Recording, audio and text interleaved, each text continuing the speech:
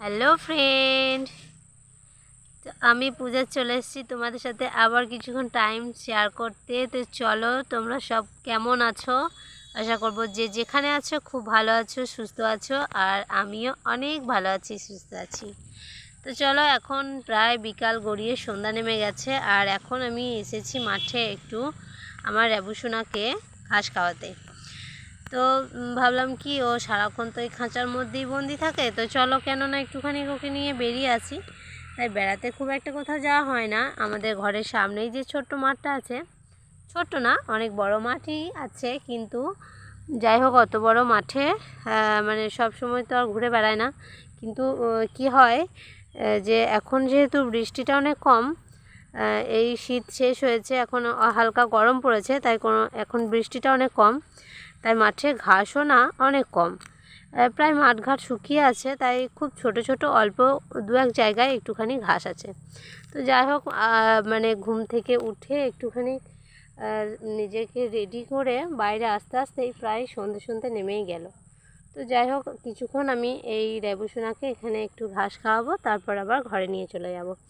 তো ওর একটু পাটাও ছাড়বে, একটু বেড়াতে পারবে। আর ওকে মানে সব সময় খুলে বা ছেড়ে রাখি না, তার কারণ যেহেতু ঘরে কুকুর আছে আমাদের একটা, তাই যদি কুকুরটা কখনো ওর কাছে আসে বা কামড়ে দেয়, কিছু করে, তো তার জন্যই আমি ওকে ছাড়ি না, খাঁচার মধ্যেই থাকে। আর বাইরে বাইরে ঘোরে, যাই হোক, মানে খাই, যা খাবার দিই খাঁচার মধ্যেই খাই। আর সময় পেলে দুই একবার বার করি, কিন্তু ওকে নিয়ে বেড়াবারও আমাদের খুব একটা টাইম হয় না। সারাদিন ঘরের কাজ করতে করতেই সময়টা পেরিয়ে যায়। তো যাই হোক, এখন বিকালবেলাটা যেহেতু একটু বড় হয়েছে, তাই ভাবলাম চলো একটু ওকে বাইরে মাঠে ঘাস খাইয়ে নিয়ে আসি।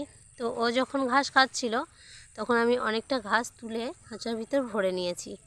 তো এটাও রাতের দিকে খেতে পারবে, সন্ধ্যের দিকে খেতে পারবে। আর খরগোশের কি হয়, ওরা সঙ্গে সঙ্গে খায়, আর ওদের পটি করা, হিসি করা সব সঙ্গে সঙ্গেই হয়ে যায়।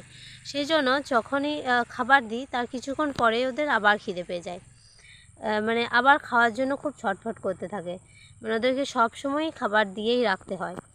তো যাই হোক, ওর খাওয়া হয়ে গেছে, মানে খাচ্ছে ও, মানে এখনও যদি অনেকক্ষণ থাকা হয় তো এখনও অনেকক্ষণ খেতে পারবে। কিন্তু কি হয়েছে, যেহেতু প্রায় একটু সন্ধে সন্ধে নেমে গেছে, তাই খুব মশা খাচ্ছে, কিন্তু এখন আর ওকে রাখা যাবে না।